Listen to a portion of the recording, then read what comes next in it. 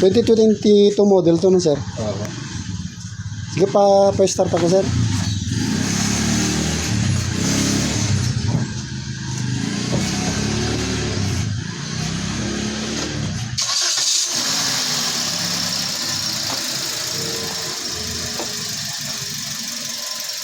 Pabuhay ang aircon, sir.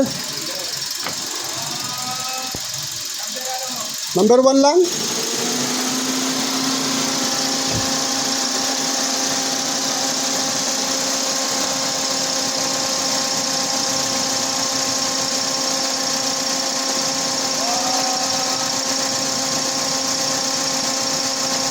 Taas.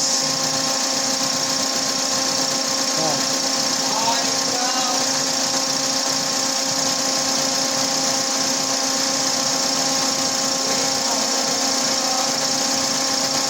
25 yan eh.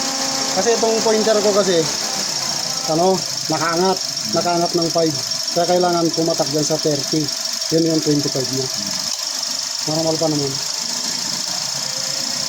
25 to 40. Okay.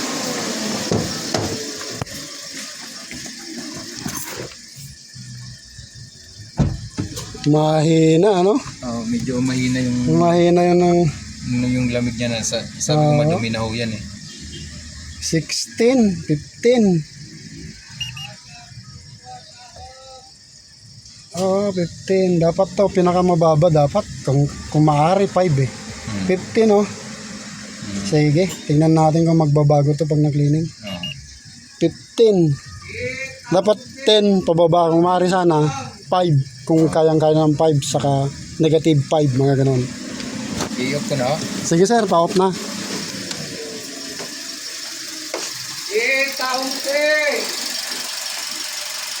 Alam nyo na ito. Madilim sir. Hindi mo ano. Sige, wag na. Hindi mo At least na ano na. Ayan sir, kikita mo siya sir kung may tupi-tupi siya.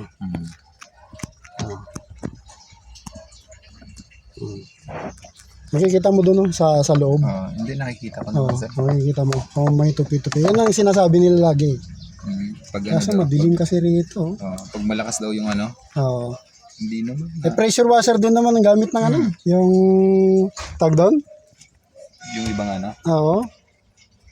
Hindi, pag binaklas to, pressure washer ang ginagamit. Pressure washer. Ano? Kitang-kita, oh. May inaano silang ano eh. Yung chemical. Ano ba yun? Ay, masisira yun, sir. Pag nilagyan mo chemical to. Oo, pinapahid nila, di ba? May pinapahid silang chemical eh. Masisira yun.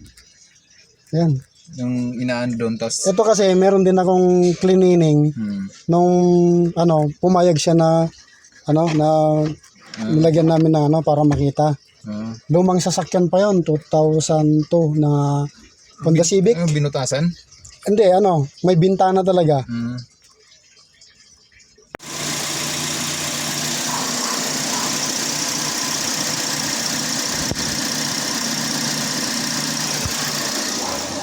Ano yung sukat natin dito? Anong number na yan, sir? Number 1. Yan naman number 1. Balik ko, number 1. Oo.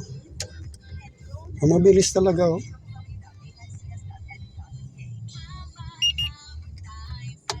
Mabilis siya lumamig. Negative to kanina dito eh.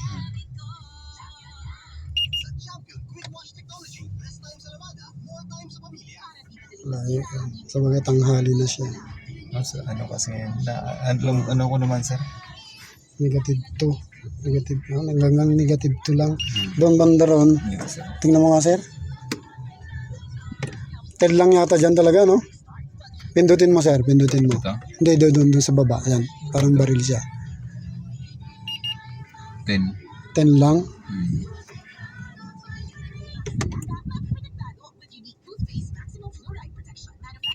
10 lang? 6. Lumamig din. Lumamig din. Saglit lang yung sir, yung nagmamadali ka sir. Antayin lang natin uminit yung condenser para makita natin yung tamang karga. Antayin lang natin uminit.